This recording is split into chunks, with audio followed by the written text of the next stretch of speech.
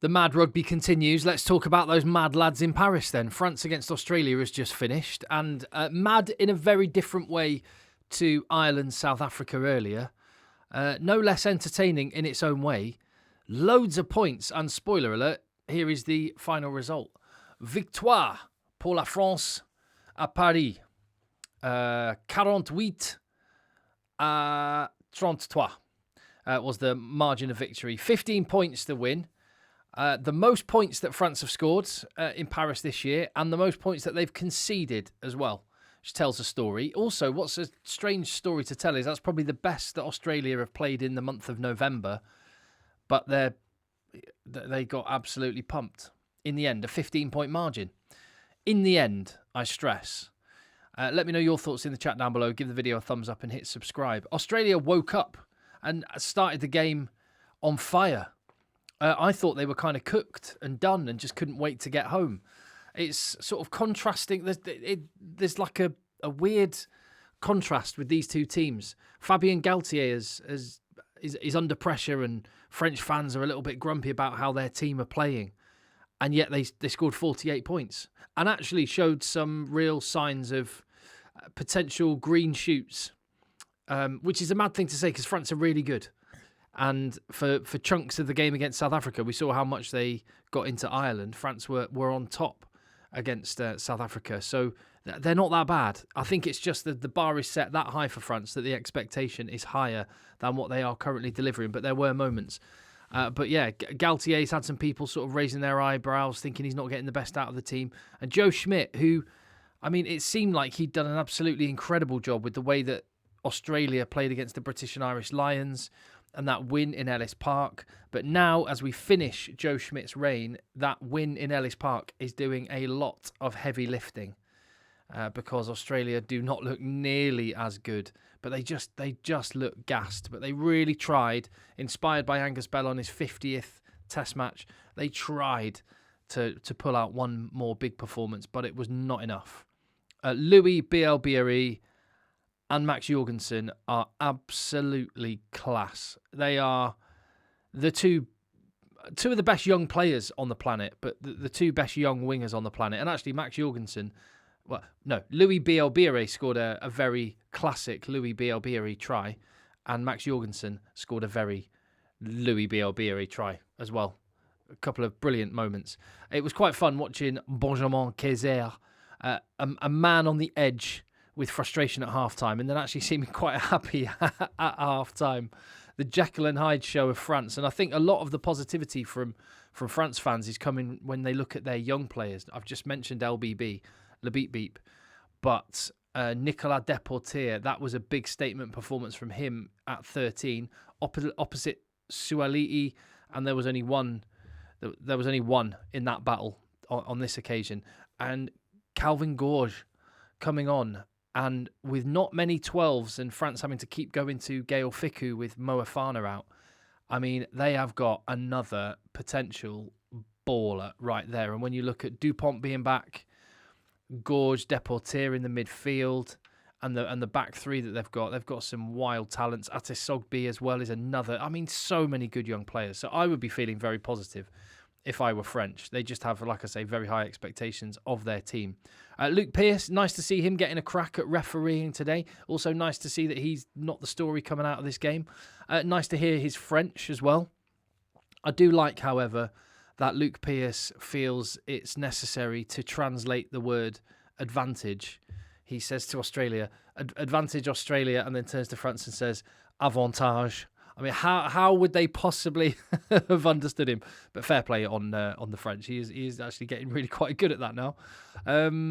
Australia started the game on fire just talk about that. So I feel privileged, lucky to have been in Paris for that game between France and South Africa. The pre-game show was absolutely immense. The light show, the anthems, all incredible. This was like all-time bad anthems. Quite often people give stick to French TV directors for their choice of camera angles.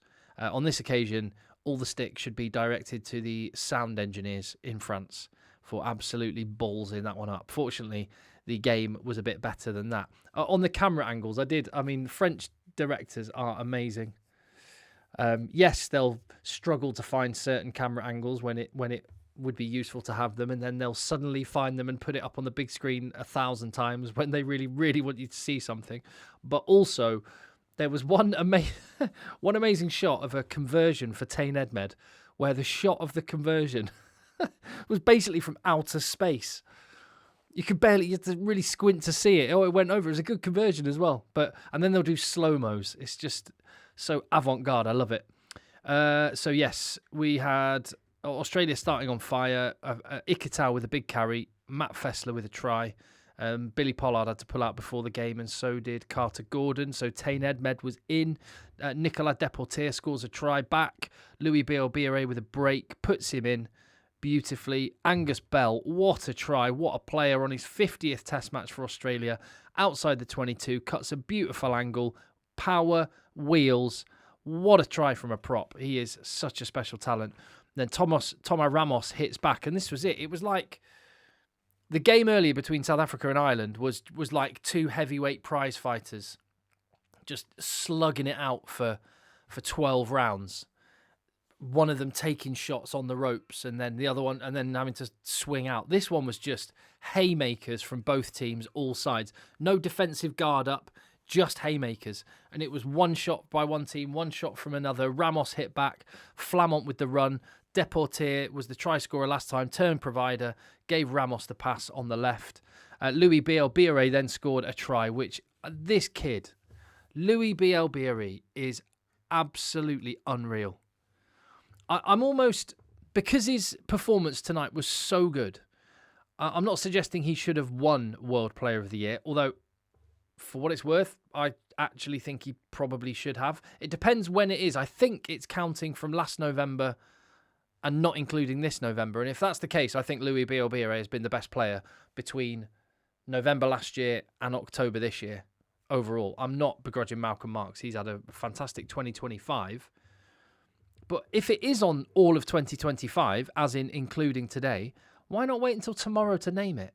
Because it just almost, they'd made the mind up before these games had even happened. So I want some clarity on when are the start and end points of the year that they vote World Player of the Year on. Because, regardless, Lebip-Bip's going to be, he's going to be around for a long time. And he's got time to win it. He is such a special talent. That try he scored. The wheels, firstly, greyhound pace, the little chip, and it's the fact he gets to it, catches it, and manages to step and beat the last man as he's catching it. The catch and step and wheels all at the same time. I don't think there's anyone else on the planet that can do what Louis Bielbiere can do. He is incredible. Fassler hit back just before the break. Really important try, that one. 19-all at half-time. And yeah, France have done some amazing things, but then just been their own worst enemy. Charles Olivon, I mean, the most handsome man in world rugby, back in the French team. Doesn't look as handsome tonight because he's got a big egg on the side of his face, despite the fact he had to go off with an HIA, despite the fact that it was decided by the team of officials there was no head contact. And yet you see Charles Olivon have to go off, and he's got a massive egg on his face. So I think there may have been head contact there, but, never mind. We'll leave it. Ramos with a penalty to start the second half. Then Deportier gets another try, and France just being clinical.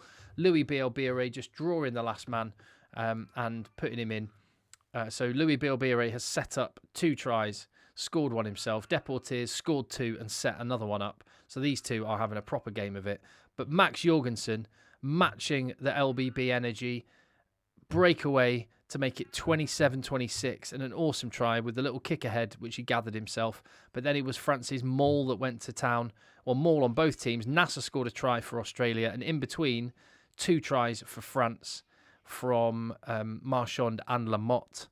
But there was also another LBB try, and I love this one because this was Baptiste Jonot. Or was it Calvin Gorge? I can't remember. I know Gorge makes an amazing break and then he feeds to... Oh, no, that's it. Jonot makes a little break. Gorge busts through, pass to LBB. In you go for a try. And Calvin Gorge looks a proper talent. He looks really good. 48-33. Australia lost all 3 games on tour. They'll be disappointed with the one against Italy.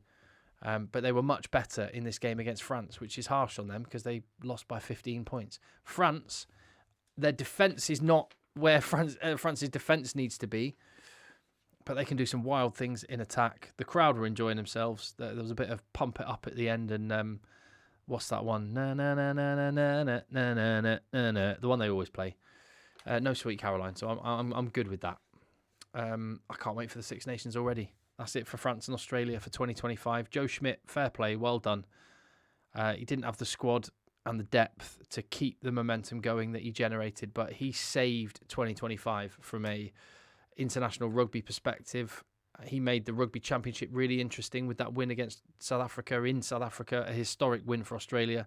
He also made the Lions series genuinely really competitive and might look back with regret, actually thinking maybe he should have rolled the dice and picked Will Skelton, gone for it in that first test, and they could have won the series as well.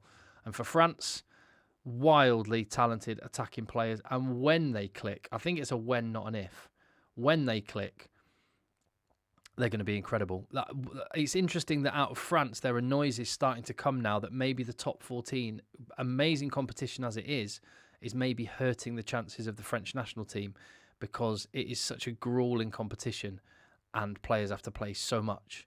And it's going to be interesting that in the context of the new Nations Championship, where these games in July carry points forward to a competition in November and the prestige that follows. So that's going to be interesting to see how that bubbles along over the next couple of months. But they'll be straight back into their top 14 club rugby, whereas Australia can get back home and on the beach and enjoy Christmas in the sunshine.